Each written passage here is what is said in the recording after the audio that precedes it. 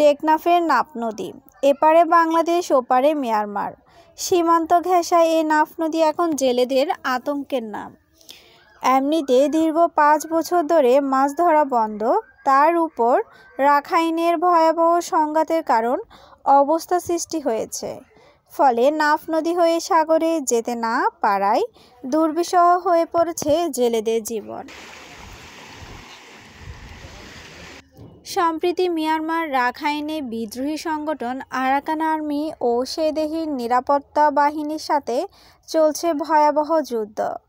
তাই নিরাপত্তাজনিত কারণে প্রশাসনের পক্ষ থেকে টেকনাফ সেন্ট মার্টিন নৌ রুটে নৌ চলাচলের উপর নিষেধাজ্ঞা আরোপ করে।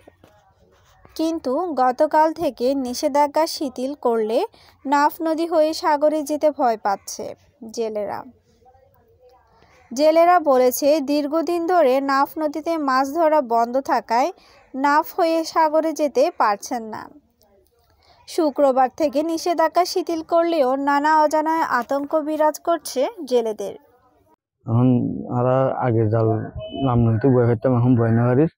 এখন আর তো মহানার বাইরে জাল বয় করিস, তখন আরা বারমা হাজার তো জানি পারি। এখন আর তো বেশি অসুস্থ যা পারিস, হয়তো বাইরে আবার মৃত্যু হইতে পারে 4 দিন তো হারা।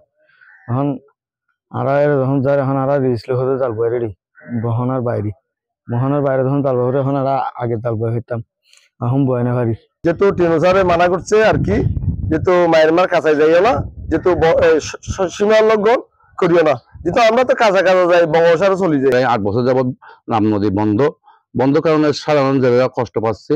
যদি বাংলাদেশ সীমার মধ্যে নাম নদীতে জাল বসাতে গরিব জনগণ খুব খুশি হবে। অত্যন্ত সরকার কাছে আমি কৃতজ্ঞ জানাবো।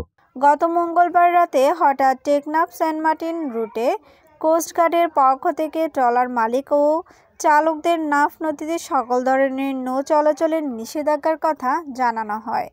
বুধবার সকাল থেকে উপজেলা প্রশাসন নৌ চলাচলের অনির্দিষ্টকালের জন্য নিষেধাজ্ঞা জারি করে।